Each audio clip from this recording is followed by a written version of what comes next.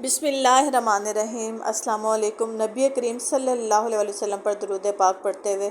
سورۃ الکوثر کا ترجمہ اور تفسیر جانتے ہیں۔ سورۃ الکوثر کو بہت سارے ہمارے بزرگ اور صالحین سورۃ البرکت بھی کہتے ہیں۔ اس کے بہت زیادہ معنی لیے جاتے ہیں۔ 3 آیات ہیں، لیکن تینوں آیات اپنے اندر بے پناہ معنی رکھتے ہیں۔ تو سب سے پہلے ہم سورۃ الکوثر کا ترجمہ دیکھ لیتے ہیں کہ اور اس کے لیے اس کا پس منظر جاننا بھی ضروری ہے۔ تو شروع کرتے ہیں سب سے پہلے بسم اللہ الرحمن الرحیم۔ انا اعطیناک الکوثر، انا بے شک اعطیناک الکوثر آپ کو عطا کیا کوثر۔ اے نبی کریم صلی اللہ علیہ وآلہ وسلم ہم نے تمہیں کوثر عطا کر دیا۔ سورۃ الکوثر کا پس منظر کیا ہے اور کوثر کا لفظی مطلب کیا ہے اور یہاں پر کس طریقے سے استعمال کیا گیا ہے، اس کا پورا مفہوم ہماری زبان تو درکنار شاید دنیا کی کسی زبان میں بھی ایک لفظ سے ادا نہیں کیا جا سکتا۔ یہ کثرت سے مبالغے کا صیغہ ہے، جس کے لغوی معنی تو بے انتہا کثرت کے ہیں، لیکن جس موقع پر اس لفظ کو استعمال کیا گیا ہے اس میں محض کثرت کا نہیں بلکہ خیر اور بھلائی، نعمتوں کی کثرت اور ایسی کثرت کا مفہوم بھی نکلتا ہے جو افراط اور فراوانی کی حد کو پہنچی ہوئی ہیں، اور اس سے مراد کسی ایک خیر یا بھلائی یا نعمت کی نہیں بلکہ بے شمار بھلائیوں اور نعمتوں کی ہے۔ اس صورت کا جو پس منظر بیان کیا گیا اس پر ایک مرتبہ نظر ڈالنے سے پتہ چلتا ہے کہ یہ وہ حالات تھے جب دشمن یہ سمجھ رہے تھے کہ محمد صلی اللہ علیہ وسلم ہر حیثیت سے تباہ ہو چکے ہیں، استغفر اللہ، قوم سے کٹ کر بے یار و مددگار ہو گئے، تجارت برباد ہو گئی، اولاد نرینہ تھی جس پر جو وفات پا گئے اور آگے ان کا نام نہیں چل سکتا۔ بات ایسی لے کر اٹھے یعنی کہ اسلام، چند گنے چنے آدمی چھوڑ کر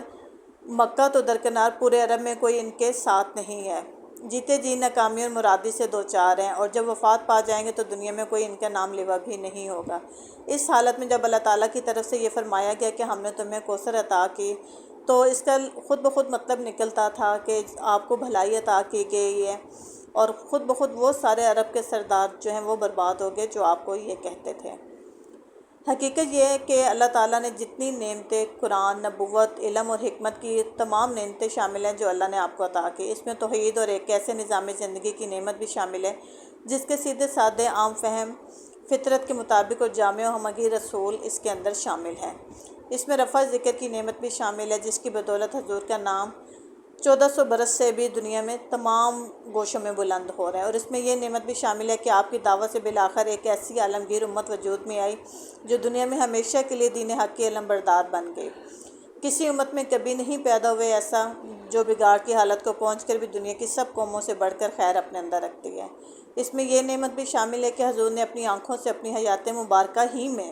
اپنی دعوت کو انتہائی کامیاب دیکھ لیا، اور آپ کے ہاتھوں سے ہی وہ جماعت تیار ہو گئی جو دنیا پر چھا جانے کی طاقت رکھتی تھی۔ اس میں یہ نعمت بھی شامل ہے کہ اولاد نرینہ سے محروم ہو جانے کے بعد دشمن تو یہ سمجھتے تھے کہ آپ کا نام و نشان دنیا سے مٹ جائے گا، لیکن اللہ نے صرف یہی نہیں کیا کہ مسلمانوں کی صورت میں آپ کو وہ روحانی اولاد عطا فرمائی جو قیامت تک تمام روئے زمین پر آپ کا نام روشن کرنے والی ہے، آپ کے نام پر اپنی جان قربان کرنے والی ہے، بلکہ آپ کی صرف ایک ہی صاحبزادی جو کہ حضرت فاطمہ تھی، ان کو جو اللہ تعالیٰ نے اولاد عطا فرمائی تھی اس کا سارا سرمایہ افتخار بھی اس کے منسوب ہے۔ یہ تو وہ نعمتیں ہیں جو اس دنیا میں لوگوں نے دیکھ لیں کہ وہ کسی فراوانی کے ساتھ اللہ نے اپنے پیارے حبیب صلی اللہ علیہ وسلم کو عطا فرمائی۔ ان کے علاوہ کوثر سے مراد وہ دو مزید ایسی عظیم نعمتیں بھی ہیں جو آخرت میں اللہ تعالیٰ آپ کو دینے والے ہیں، ان کا جاننے کا کوئی ذریعہ ہمارے پاس نہیں ہے، اس لیے اللہ تعالیٰ رسول اللہ صلی اللہ علیہ وسلم نے ہمیں ان کی ایک خبر دی اور بتایا کہ کوثر سے مراد وہ بھی ہیں، ایک حوض کوثر جو قیامت کے روز میدان حشر میں آپ کو ملے گا،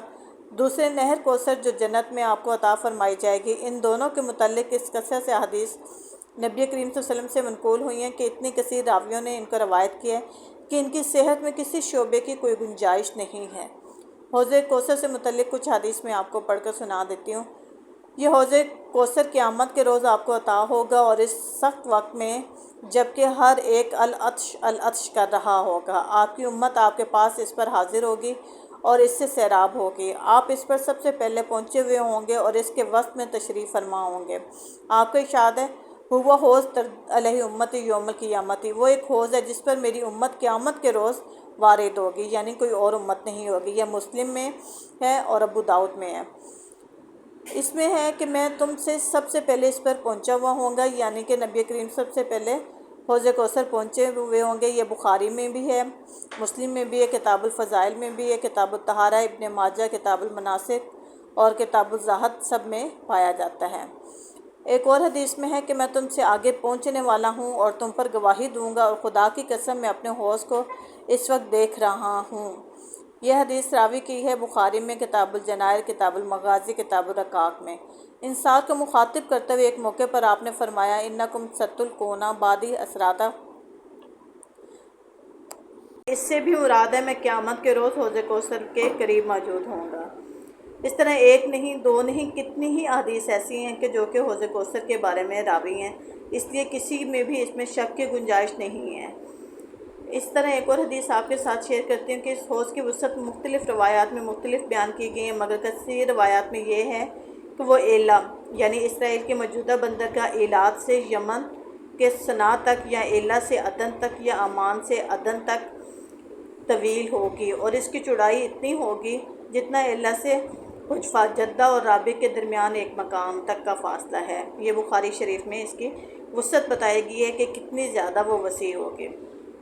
قیامت کے روز موجودہ بحر احمر ہی کو حوض کوثر میں تبدیل کر دیا جائے گا۔ کچھ لوگ اس بارے میں بھی کہتے ہیں، واللہ اعلم بالصواب، اللہ تعالیٰ ہی بہتر جانتے ہیں۔ اس حوض کے متعلق نبی کریم صلی اللہ علیہ وسلم نے بتایا کہ اس میں جنت کی نہر کوثر بھی ہے، اس میں پانی ہے، اس میں جنت سے 2 نالیاں نکلیں گی، اور اس کی کیفیت حضور نے یہ بیان فرمائی کہ اس کا پانی دودھ سے، اور بعض روایت میں چاندی سے، اور بعض روایت میں برف سے زیادہ سفید، برف سے زیادہ ٹھنڈا، شہد سے زیادہ میٹھا ہوگا۔ اس کی تہہ کی مٹی مشک سے زیادہ خوشبودار ہوگی۔ ماشاءاللہ سبحان اللہ، اتنی زیادہ اس کے جو ہیں وہ فوائد ہیں کہ سنتے ساتھ ہی دل کرتا ہے کہ ابھی مر جائیں اور حوض کوثر نصیب ہو جائے۔ اللہ تعالیٰ آپ کو اور ہم سب کو حوض کوثر کی جو فوائد ہیں وہ نصیب فرمائے، اور نبی کریم صلی اللہ علیہ وسلم کے ہاتھ مبارک سے حوض کوثر پینا نصیب فرمائے۔ اسی طرح حضور پاک صلی اللہ علیہ وسلم نے اپنے دور کے بعد قیامت تک آنے والے مسلمانوں کو بھی خبردار کیا ہے کہ ان میں سے جو بھی میرے طریقے سے ہٹ کر چلیں گے اور اس میں رد و بدل کریں گے، انہیں اس حوض سے ہٹا دیا جائے گا۔ پلیز جو فرقہ واریت کرتے ہیں وہ سن لیں یہ حدیث، کہ جو اللہ تعالیٰ کے دین میں، نبی کریم صلی اللہ علیہ وسلم کے دین میں رد و بدل کریں گے، وہ حوض کوثر سے فائدہ نہیں اٹھا سکیں گے۔ تو اس لیے میری آپ سب سے درخواست ہے کہ جو دین اسلام صحیح ہے اسی پر چلیں، اس میں اپنی چھوٹی چھوٹی چیزوں کے لیے چینجز نہ کریں، صرف آپ نے نام بڑھانے کے لیے، اپنی دکانوں کو چمکانے کے لیے چینجز نہ کریں۔ جنت میں کوثر نامی جو نہر نبی کریم صلی اللہ علیہ وسلم کو عطا کی جائے گی، اس کے بارے میں بہت ساری روایات ہیں۔ اس میں سے ایک دو روایت میں آپ کے ساتھ شیئر کرتی ہوں کہ آپ صلی اللہ علیہ وسلم نے فرمایا کہ ایک نہر ہے جو اللہ تعالیٰ نے مجھے عطا کی ہے، اس کی مٹی خشک ہے، اس کا پانی دودھ سے زیادہ سفید ہے اور شہد سے زیادہ میٹھا ہے۔ یہ مسند احمد ترمذی میں بیان کیا گیا۔ ایک اور روایت میں ہے کہ حضور پاک صلی اللہ علیہ وسلم نے نہر کوثر کی یہ صفات بیان کی کہ اس کی تہہ میں کنکروں کے بجائے موتی پڑے ہوئے ہیں۔ سبحان اللہ۔ ابن عمر فرماتے ہیں کہ حضور پاک صلی اللہ علیہ وسلم نے ارشاد فرمایا کہ کوثر جنت میں ایک نہر ہے جس کے کنارے سونے کے ہیں، وہ موتی اور ہیروں پر بہہ رہی ہے، یعنی کنکریوں کی جگہ اس کی تہہ میں یہ جواہر پڑے ہوئے ہیں۔ اس کی مٹی مشک سے زیادہ خوشبودار ہے۔ سبحان اللہ۔ اس کا پانی دودھ سے یا برف سے زیادہ سفید ہے، برف سے زیادہ ٹھنڈا اور شہد سے زیادہ میٹھا ہے۔ تمام حدیث کی بک میں یہی راوی کی گئی ہے۔ ایک مرتبہ نبی کریم صلی اللہ علیہ وسلم حضرت حمزہ کے ہاں تشریف لے کے وہ گھر پر نہ تھے، ان کی اہلیہ نے نبی کریم صلی اللہ علیہ وسلم کی تواضع کی اور دوران گفتگو آپ کو پوچھا کہ کیا آپ کو کوئی ایسی نہر عطا ہوئی ہے، تو آپ نے فرمایا کہ جی، اور اس کی آپ نے خوبیاں بیان کی، وہی خوبیاں جو کہ اوپر گزر چکی ہیں۔ تو یہ وہ تمام خوبیاں تھیں کہ جو حوض کوثر کی نبی کریم صلی اللہ علیہ وسلم کے بارے میں انہوں نے ہمیں بتایا۔ اس کے بعد اگلی آیت ہے فصلی لربک وانحر، فصلی پس نماز پڑھو، لربک اپنے رب کے لیے، وانحر اور قربانی دو، یعنی تم اپنے رب ہی کے لیے نماز پڑھو اور قربانی کرو۔ اس کی مختلف تفاسیر مختلف بزرگوں سے منقول ہیں۔ بعض حضرات نے نماز سے مراد 5 وقت کی نماز لی ہے جو کہ ہم عام طور پر تمام مسلمان پڑھتے ہیں۔ کچھ نے اس سے مراد عید کی نماز لیے، بقرہ عید کی نماز مراد لیتے ہیں، اور بعض کہتے ہیں کہ بجائے خود نماز مراد ہے کہ یعنی وہی نماز جو ہم پڑھتے ہیں۔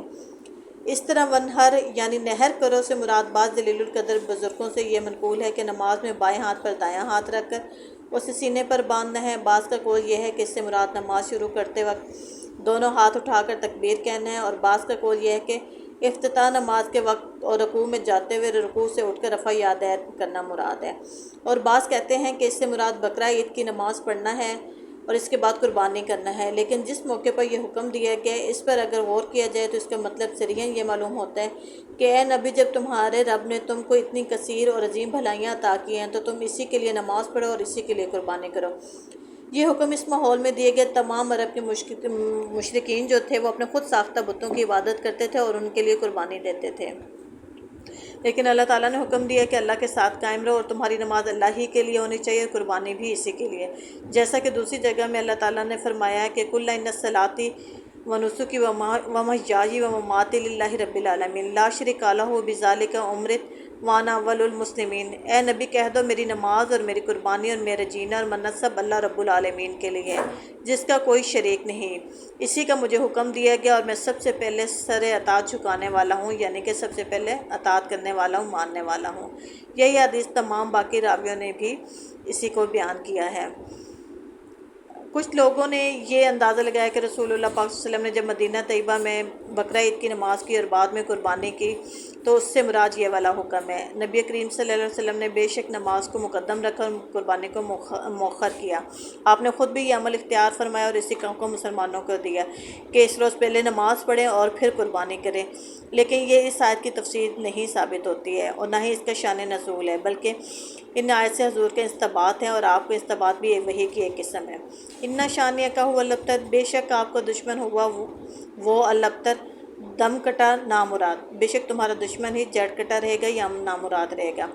اصل میں لفظ شانیہ کا استعمال ہوا ہے، شانیہ شن سے ہے جس کے معنی ایسے بغض اور ایسی ادوات کے ہیں جس کے بنا پر کوئی شخص کسی دوسرے کے ساتھ بد سلوکی کرنے لگے۔ قرآن مجید میں دوسری جگہ ارشاد ہوا ہے اور اے مسلمانوں، کسی گروہ کی ادوات تمہیں اس زیادتی پر آمادہ نہ کرنے پائے کہ تم انصاف نہ کرو۔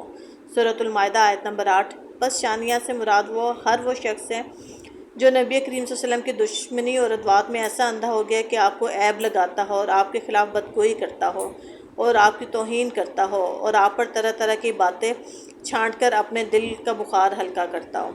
هو الابتر، وہی ابتر ہے، فرمایا گیا یعنی وہ آپ کو ابتر کہتا ہے لیکن حقیقت میں وہ ابتر خود ہے۔ ابتر کی کچھ تشریح سے پہلے سورت کے دباچے میں بھی میں نے آپ کو بتائی تھی۔ یہ لفظ بتر سے ہے جس کے معنی کاٹنے کے ہیں، مگر محاورے میں یہ بہت وسیع معنوں میں ہے استعمال ہوتے ہیں۔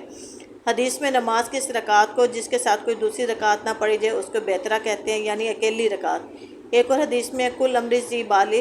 عبدی فیہ بحمد اللہ فہو ابتر، ہر وہ کام جو کوئی اہمیت رکھتا ہو اللہ کی حمد کے بغیر شروع کیا جائے تو وہ ابتر ہے، یعنی اس کی جڑ کٹی ہوئی ہے، اسے کوئی استحکام نصیب نہیں ہے یا اس کا انجام اچھا نہیں ہے۔ نامراد آدمی کو بھی ابتر کہتے ہیں، ذرائع اور وسائل سے محروم ہو جانے والا بھی ابتر کہلاتا ہے، اور جس کی کامیابی کی سب امیدیں منقطع ہو گئیں وہ بھی ابتر ہے۔ جو آدمی اپنے کنبے، برادری اور دوستوں سے کٹ کر اکیلا رہ گیا اس کے لیے بھی ابتر کا لفظ بولا جاتا ہے۔ قریب ان سب معنوں میں کفار نبی کریم صلی اللہ علیہ وسلم کو ابتر بولتے تھے، اور آپ صلی اللہ علیہ وسلم کی کوئی نرینہ اولاد نہیں تھی، اس لیے بھی آپ کو زیادہ تر ابتر بولتے تھے۔ لیکن کوئی تصور بھی نہیں کر سکتا تھا کہ قریش کے یہ بڑے بڑے سردار کیسے ابتر ہو جائیں گے جو نہ صرف مکے میں بلکہ پورے عرب میں نامور تھے، کامیاب تھے، مال و دولت اور اولاد ہی کی نعمتیں نہیں رکھتے تھے بلکہ سارے ملک میں جگہ جگہ ان کے دوست و انصار بھی موجود تھے۔ تجارت کے، اجارہ اور حج کے منتظم ہونے کی وجہ سے تمام قبائل عرب سے ان کے وسیع تعلقات ہیں، لیکن چند سال نہ گزرے تھے کہ حالات بالکل پلٹ گئے۔ یہاں تو وہ وقت تک کہ غزوہ احزاب کے موقع پر قریش بہت سے عرب و یہودی قبائل کو لے کر مدینے پر چڑھ آئے اور پیارے نبی کریم صلی اللہ علیہ وسلم کو شہر کے گرد خندق کھود کر اپنی حفاظت کرنی پڑی۔ اور کہاں پر وہ تھا کہ 8 ہجری میں نبی کریم صلی اللہ علیہ وسلم اپنے ساتھیوں سمیت آپ نے مکہ پر چڑھائی کر دی اور مکہ کے لیے کوئی بھی یار و مددگار نہیں تھا، کوئی ان کا دوست نہیں تھا، اور نبی کریم صلی اللہ علیہ وسلم نے مکہ کو فتح کر لیے بغیر کوئی خون کا قطرہ بہائے ہوئے۔ تو یہ وہ اللہ تعالیٰ کی پیشن گوئیاں تھیں کہ جو کہ سورۃ الکوثر میں عطا کی گئی تھی۔ قرآن پاک کی مزید صورتوں کی تفسیر سننے کے لیے ہمارے چینل کو سبسکرائب کریں اور ویڈیو اچھی لگے تو لازمی شیئر کریں۔ ملتے ہیں کسی اور ویڈیو میں۔ اللہ حافظ۔